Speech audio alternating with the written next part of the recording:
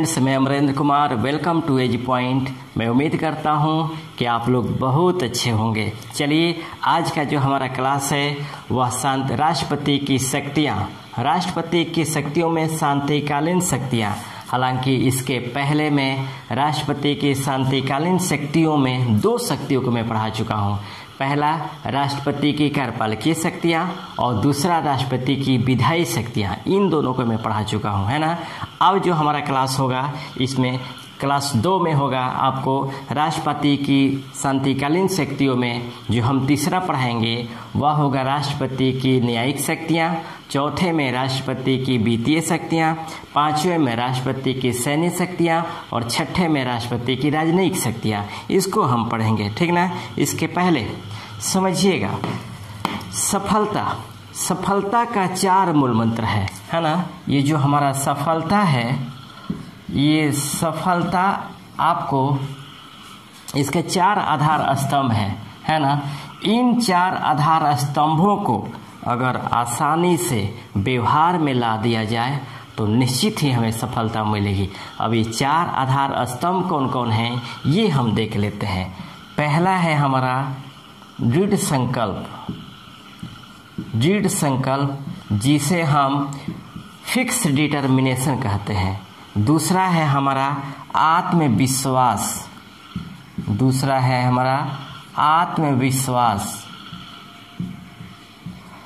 और तीसरा है सही मार्गदर्शन,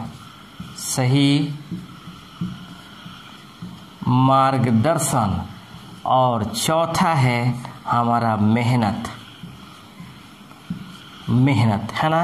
ये 4 आधार स्तंभ है जिसके माध्यम से हम सफलता के मार्ग पे चल सकते हैं अगर इनका हम व्यवहारिक रूप में हम प्रयोग करें। समझिएगा, फिक्स डिटर्मिनेशन, यदि हम जो उद्देश्य को तय किए हैं कि हमें ये ही बनना है तो उसके लिए अगर हम फिक्स डिटर्मिनेशन हो जाए, एक दृढ़ संकल्प कर लें कि हमें ये बनना है, चाहे इसके लिए जो भी मुझे करना पड़े, तो निश्चित ही आपको सफलता मिलेगी। साथ ही उसके लिए आपको आत्मविश्वास होनी चाहिए, हमेशा फुल कॉन्फिडेंस होनी चाहिए कि हम इसे करके ही रहेंगे, है ना। कभी भी नेगेटिव माइंड में नहीं लाना चाहिए इसके लिए, तब ये आसानी से आपको ये सफलता आपको मिल सकती है। तीसरा है वह सबसे इम्पोर्टेंट, वह है सही मार्गदर्शन। वास्तव में मान लीजिए कि एक ऐसे मार्ग के पर आप चल चुके हैं जिसके विषय में आपको जानकारी नहीं है कि उस मार्ग में कौन कौन सी परेशानियाँ आएंगी, कौन कौन सी कठिनाइयाँ आएंगी, लेकिन उस मार्ग पे चलने वाला व्यक्ति जो सफल हो चुका है, उस मार्ग पे चल चुका है ना, उससे अगर पूछते हैं तो नो डाउट वो आपको ज़रूर उस मार्ग में आने वाली कठिनाइयों के बारे में बताएगा, परेशानियों के बारे में बताएगा।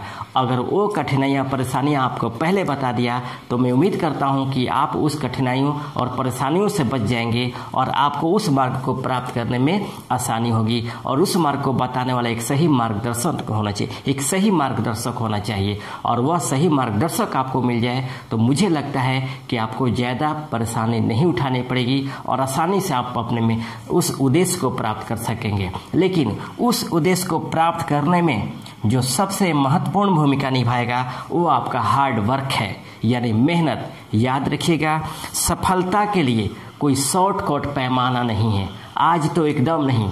जिस तरह से कंपटीशन ये चल रहा है उसमें आपको कड़ी से कड़ी मेहनत करना ही पड़ेगा। बिना मेहनत का कोई सफलता नहीं मिलने वाला, क्योंकि आप जितना मेहनत कर रहे हैं आपके पीछे जो आने वाला भीड़ है कहीं आपसे ज़्यादा मेहनत करने वाला है ना। आपके पीछे आने वाला भीड़ कहने का मतलब है कि आपका इंटरमीडिएट करने के बाद जो लड़का आएगा कहीं आपसे ज़्यादा उत्साह से भरा हुआ आएगा, जो आपसे ज़्यादा मेहनत करेगा। तो इसीलिए आपको सफलता के लिए सबसे ज़्यादा आपको मेहनत करना पड़ेगा। याद रखिएगा, आप अपने सफलता के लिए अपने भाग्य का निर्धारण अपने आत्मविश्वास एवं मेहनत के बल पर कर सकते हैं। यानी हम कहें कि हम अपने आत्मविश्वास एवं मेहनत के बल पे अपने भाग्य को खुद लिख सकते हैं। हम अपने आत्मविश्वास और मेहनत के बल पे अपना भाग्य खुद लिख सकते हैं। यदि हम अपने भाग्य को नहीं लिख पाएँ तो ऐसी परिस्थितियां बन जाएगी कि वह भाग्य खुद ब खुद लिखा जाएगा, है ना। वैसी जिस तरह आप मेहनत करेंगे अपने आत्मविश्वास के साथ, उस मेहनत के बल पे वैसी परिस्थितियाँ बन जाएगी कि खुद भाग आपके लिए लिखा जाएगा कि आप क्या बनने वाले हैं और क्या बनेंगे, ठीक ना। तो ये आपके लिए ज़रूरी है और आप मेहनत कीजिए, मेहनत ही एकमात्र उपाय है। एकदम किसी भी तरह से कोई डिस्टर्बेंस ना हो करके, कोई भी नेगेटिव माइंड में ना ला करके आप मेहनत कीजिए। बाकी रही मार्गदर्शन की, तो ये मेरे ऊपर छोड़िए। मैं हमेशा आप लोगों को बोलते आया हूँ कि पढ़ाई के संदर्भ में जो भी आपको प्रॉब्लम हो, आप विदाउट हेजिटेशन आपसे संपर्क कर सकते हैं। मैं हमेशा आपके लिए हेल्प करने के लिए मैं तैयार हूँ, ठीक ना। तो आप इसके लिए पढ़ाई करेंगे, ठीक है। तो चलिए हम स्टार्ट करते हैं। आपको शांतिकालीन शक्तियों में यानी राष्ट्रपति की शक्तियों में पहला शांतिकालीन शक्तियाँ पढ़ा रहा हूँ।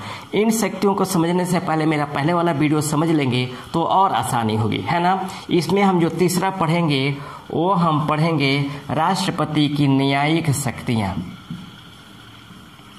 राष्ट्रपति की न्यायिक शक्तियाँ, समझिएगा। राष्ट्रपति की न्यायिक शक्तियाँ भारतीय संविधान के अनुच्छेद 50 में न्यायपालिका को कार्यपालिका से पृथक रखा गया है ना। भारतीय संविधान के अनुच्छेद 50 में न्यायपालिका को कार्यपालिका से पृथक रखा गया है। इसलिए राष्ट्रपति को न्याय के संदर्भ में प्रत्यक्ष हस्तक्षेप करने का विशेष अधिकार नहीं दिया गया है ना। इसीलिए राष्ट्रपति को न्याय के संदर्भ में आपको न्याय प्रबंध के क्षेत्र में प्रत्यक्ष हस्तक्षेप करने का कोई विशेष अधिकार नहीं दिया गया है। लेकिन इसके बावजूद भी राष्ट्रपति को कुछ न्यायिक शक्तियां प्रदान की गई है। वो न्यायिक शक्तियां कौन कौन सी है, आइए हम देख लेते हैं, है ना। एक नंबर में जो हमारा न्यायिक शक्ति है वह है क्षमादान की शक्ति। ये राष्ट्रपति की क्षमादान की शक्ति है। इसका जो प्रावधान किया गया है वो आपको अनुच्छेद 72 में किया गया है, 72 आर्टिकल 72 में किया गया है। अब समझिएगा कि इसमें है क्या, है ना। इसमें प्रावधान है, कहा गया है कि इस अनुच्छेद के तहत राष्ट्रपति को अपराध के लिए दोष सिद्ध किए गए व्यक्ति के लिए दंडों को क्षमा करने, प्रविलंबन करने, परिहार करने एवं लघुकरण करने की शक्ति प्रदान की गई है। फिर समझिएगा, इस अनुच्छेद के तहत राष्ट्रपति को अधिकार दिया गया है, वो आपको उसके दंडों को क्षमा करने का अधिकार दिया गया है, प्रविलंबन करने का अधिकार दिया गया है, परिहार करने का अधिकार दिया गया है और आपको लघुकरण की शक्ति दी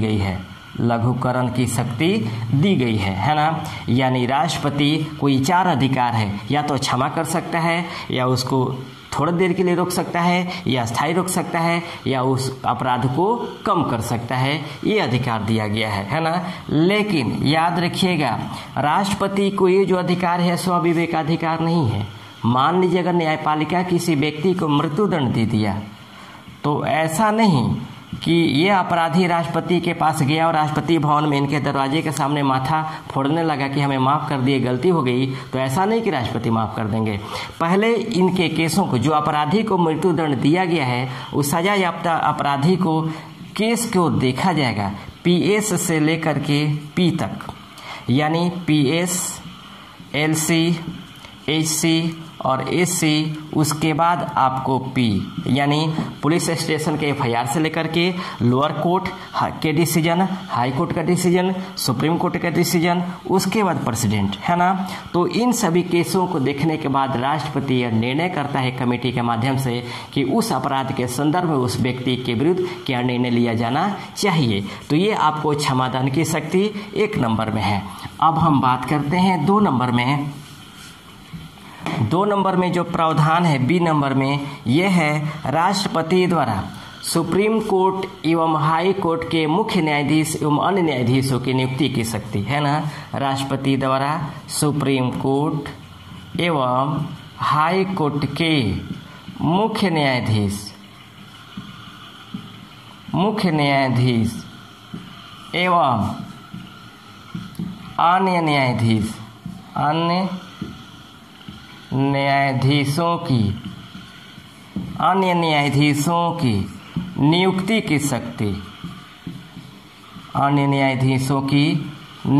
की शक्ति का प्रावधान। समझिएगा, ये राष्ट्रपति को प्रावधान किया गया है ना, ये राष्ट्रपति को शक्ति मिली हुई है। इनमें अनुच्छेद 124 के तहत सुप्रीम कोर्ट के मुख्य न्यायाधीश चीफ जस्टिस ऑफ इंडिया एवं अन्य न्यायाधीशों की नियुक्ति का अधिकार दिया गया है ना। अनुच्छेद 124 के तहत राष्ट्रपति को सुप्रीम कोर्ट के मुख्य न्यायाधीश को नियुक्त करने का अधिकार दिया गया है और इन्हीं के परामर्श पर अन्य न्यायाधीशों की नियुक्ति का अधिकार दिया गया है। इसी तरह अनुच्छेद 217 के तहत हाई कोर्ट के मुख्य न्यायाधीश, हाई कोर्ट का मुख्य न्यायाधीश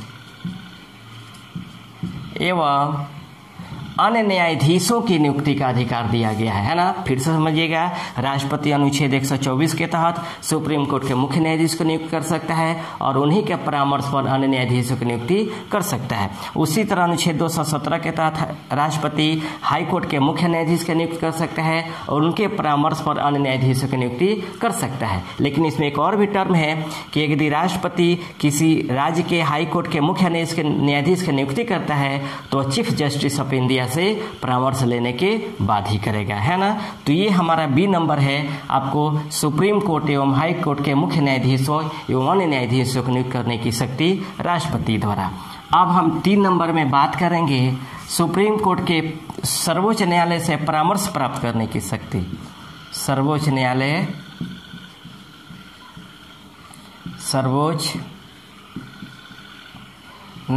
से परामर्श प्राप्त करने की शक्ति, परामर्श प्राप्त करने की शक्ति।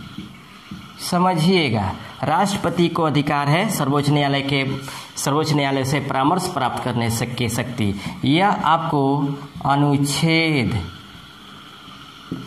143 में प्रावधान किया गया है ना, 143 में प्रावधान किया गया है। समझिएगा, यदि राष्ट्रपति को लगता है कि किसी न्यायिक मामलों पर सुप्रीम कोर्ट के मुख्य न्यायाधीश से सलाह लेनी चाहिए तो वह परामर्श मांग सकता है। लेकिन अब इसमें टर्म क्या है, समझिएगा। यदि राष्ट्रपति सुप्रीम कोर्ट के मुख्य न्यायाधीश से किसी न्यायिक मामलों पर सलाह मांगता है तब यह सर्वोच्च न्यायालय के मुख्य न्यायाधीश पर डिपेंड करता है कि वह राष्ट्रपति को सलाह दे अथवा न दे, है ना। दूसरे में राष्ट्रपति द्वारा जब सुप्रीम कोर्ट के मुख्य न्यायाधीश से सलाह ली जाती है तब यह राष्ट्रपति पर डिपेंड करता है कि वह मुख्य न्यायाधीश द्वारा दिए गए सलाह को माने अथवा न माने। ये प्रावधान किया गया आपको सर्वोच्च न्यायालय से परामर्श यानी अर्थात 143 में। तो ये राष्ट्रपति की शक्तियाँ हैं, ठीक ना। तो ये था आपको न्यायिक शक्तियाँ।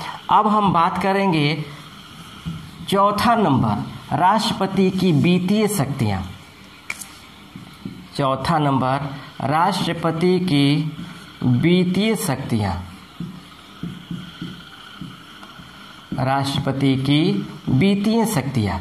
समझिएगा, राष्ट्रपति की वित्तीय शक्तियों में जो पहला प्रावधान है वो आपको वार्षिक, पहला जो शक्ति है वार्षिक वित्तीय विवरण प्रस्तुत करवाना।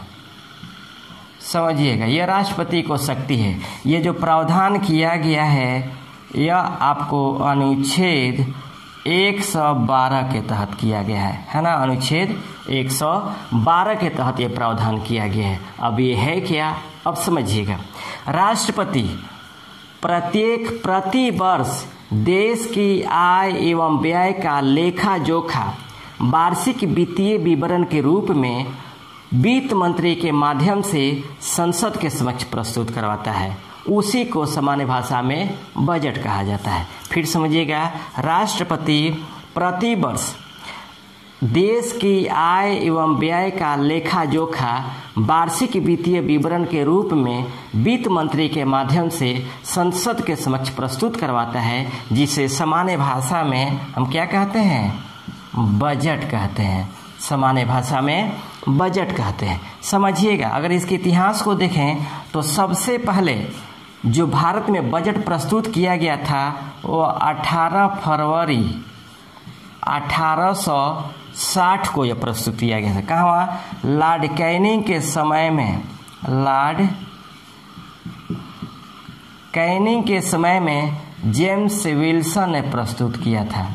जेम्स विल्सन ने प्रस्तुत किया था, है ना। भारत में सबसे पहले बजट 18 फरवरी 1860 को लॉर्ड कैनिंग के समय में जेम्स विल्सन ने प्रस्तुत किया था। इसलिए इन्हें बजट का पिता कहा जाता है।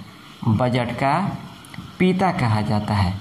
याद रखिएगा, भारत में सबसे पहले 1860 में जो बजट प्रस्तुत किया गया था, इसमें रेल बजट एवं आम बजट को एक साथ रखा गया था, है ना। इसमें रेल बजट एवं आम बजट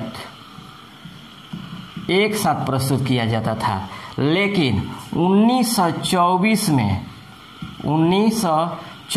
में आपको ये रेल बजट और आम बजट को एक साथ प्रस्तुत किया जाता था। लेकिन 1924 में एक समिति का गठन किया गया जिसका नाम था एकवर्थ समिति। एकवर्थ समिति। इन्हीं के सुझाव पर 1924 में रेल बजट और आम बजट को अलग अलग कर दिया गया, है ना। रेल बजट और आम बजट को अलग अलग कर दिया गया और यही 1924 से लेकर के 1 फरवरी 2015 तक आपको अलग अलग प्रस्तुत किया जा रहा है। और 1 फरवरी 2015 को पुनः इसे क्या किया गया? मिला दिया गया, है ना। पुनः आपको 1 फरवरी 2015 से रेल बजट और आम बजट को मिला दिया गया। पहले बजटों में सबसे पहले रेल बजट को प्रस्तुत किया जाता था, उसके बाद आम बजट को प्रस्तुत किया जाता था, ठीक ना। तो ये हमारा बजट था। और एक इसमें बात समझिएगा, स्वतंत्रता के बाद यानी स्वतंत्र भारत का पहला बजट, स्वतंत्र भारत का पहला बजट 26 नवंबर 1947 को के आर.के. षणमुखम चेट्टी ने षणमुखम चेट्टी ने प्रस्तुत किया था, है ना। स्वतंत्र भारत का जो पहला बजट प्रस्तुत किया था वह आर.के. षणमुखम चेट्टी ने कब? 26 नवंबर 1947 को। और गणतंत्र भारत का पहला बजट 1950 में जॉन मथाई ने प्रस्तुत किया था। जॉन मथाई ने प्रस्तुत किया था। तो ये हमारा वार्षिक वित्तीय विवरण है ना। अब हम बात करते हैं दूसरा नंबर, वित्त आयोग का गठन। राष्ट्रपति को अधिकार है, शक्ति है वित्त आयोग का गठन। वित्त आयोग का गठन, ये समझिएगा, इसका जो प्रावधान किया गया है वह आपको अनुच्छेद 280 के तहत प्रावधान किया गया है ना। वित्त आयोग का गठन का जो प्रावधान है अनुच्छेद 280 के तहत। समझिएगा, राष्ट्रपति प्रति 5वें वर्ष में आपको वित्त आयोग का गठन का प्रावधान करता है ना। प्रति 5वें वर्ष में वित्त आयोग के गठन का प्रावधान करता है। समझिएगा, ये जो वित्त आयोग है यह केंद्र सरकार को वित्तीय मामलों पर समय समय पर यानी प्रति वर्ष सलाह देता है ना। प्रति वर्ष ये आपको सलाह देता है। जो वित्त आयोग है यह केंद्र सरकार को यानी राष्ट्रपति को प्रति वर्ष वित्तीय मामलों पर आपको सलाह देने का कार्य करता है ना। अभी तक कुल 15 वित्त आयोग का गठन किया जा चुका है। 15 वित्त आयोग का गठन किया जा चुका है। 15वां वित्त आयोग का जो अध्यक्ष है वह आपको N.K. सिंह है ना। 15वें वित्त आयोग का जो अध्यक्ष है वह N.K. सिंह है। और पहला वित्त आयोग का जो अध्यक्ष है वह अध्यक्ष था वो आपको K.C. नियोगी है ना। केसी नियोगी थे। तो पहले वित्त आयोग का अध्यक्ष केसी नियोगी और 15वें वित्त आयोग का अध्यक्ष एन.के. सिंह है ना। तो ये हमारा था वित्तीय शक्तियाँ, है ना। मैं उम्मीद करता हूँ कि ये समझ में आया होगा। अब हम बात करते हैं 5वां नंबर, राष्ट्रपति की सैन्य शक्तियाँ। राष्ट्रपति की सैन्य शक्तियाँ, समझिएगा, राष्ट्रपति की सैन्य शक्तियाँ। राष्ट्रपति तीनों सेनाओं का प्रधान सेनापति होता है। तीनों सेनाओं का प्रधान सेनापति होता है, याद रखिएगा। यानी तीनों सेनाओं का सर्वोच्च इन कमांडर होता है। और तीनों सेनाओं का सर्वोच्च इन कमांडर होने के नाते यह तीनों सेना के सेनाध्यक्षों की नियुक्ति करता है। सेनाध्यक्षों की नियुक्ति करता है ना। और दूसरे नंबर में है कि इसे अधिकार है ना, युद्ध की घोषणा करने की शक्ति और शांति की घोषणा करने की शक्ति, ये टोटल राष्ट्रपति को अधिकार है ना। युद्ध की घोषणा एवं शांति की घोषणा, ये टोटल अधिकार आपको राष्ट्रपति को है ना। तो राष्ट्रपति की ये सैन्य शक्तियाँ हैं। अब हम बात करेंगे 6ठा नंबर, राष्ट्रपति की राजनयिक शक्तियाँ। राष्ट्रपति की राजनयिक शक्तियाँ,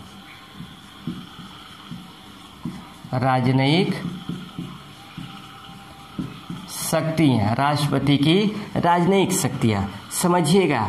राष्ट्रपति संघीय कार्यपालिका का संवैधानिक प्रमुख होता है ना। राष्ट्रपति संघीय कार्यपालिका का संवैधानिक प्रमुख होता है और संवैधानिक प्रमुख होने के नाते राजदूतों की नियुक्ति करता है, विदेशी कूटनीतिज्ञता यानी फॉरेन डिप्लोमेसी का निर्धारण करता है और राजनयिकों की नियुक्ति करता है और विदेशों में अपने राजनयिकों को, राजदूतों को नियुक्त करता है। और भारत की जितने भी फॉरेन डिप्लोमेसी है वह लगभग इसी के माध्यम से निर्धारण होता है। तो ये हमारा आपको राजनयिक शक्तियाँ, ठीक है ना। तो ये राष्ट्रपति की शक्तियाँ में ए नंबर था शांतिकालीन शक्तियाँ, जिसमें शांतिकालीन शक्तियों में मैंने पहले वाले क्लास में यानी पहले वाले वीडियो में मैंने राष्ट्रपति की कार्यपालिकीय शक्तियाँ और राष्ट्रपति की विधायी शक्तियों को पढ़ा दिया था, है ना। और इस क्लास में राष्ट्रपति की न्यायिक शक्तियाँ, राष्ट्रपति की वित्तीय शक्तियाँ, राष्ट्रपति की सैन्य शक्तियाँ और राष्ट्रपति की राजनयिक शक्तियाँ हैं, ठीक ना। इन राष्ट्रपति की शक्तियों को समझने के लिए आपको पीछे वाले वीडियो अगर देखते हैं तो इसके साथ मिलाकर अगर उसको पढ़ते हैं, देखते हैं तो आसानी से ही समझ में आ जाएगा। और मैंने काफ़ी मेहनत किया है कि एक ही जगह राष्ट्रपति की शक्तियों को मैं पढ़ा दूं कि बार बार आपको आगे ना देखना पड़े, ठीक ना। और इससे संबंधित जितना भी क्वेश्चन है उसे आप लगाने का प्रयास करें, है ना। और फिर हम एक नेक्स्ट क्लास लेकर हाजिर होंगे। तब तक के लिए बेस्ट ऑफ लक। लेकिन एक बात याद रखिएगा, जितना मैं पढ़ाता हूँ अगर आपको समझ में आता है तो आप प्लीज़ सब्सक्राइब और शेयर ज़रूर करें अपने दोस्तों में, ठीक ना, क्योंकि वही हमारे लिए फ़ायदे का चीज़ है। तो रहने देते इतना ही, फिर नेक्स्ट क्लास लेकर हाजिर होंगे। तब तक के लिए बेस्ट ऑफ लक।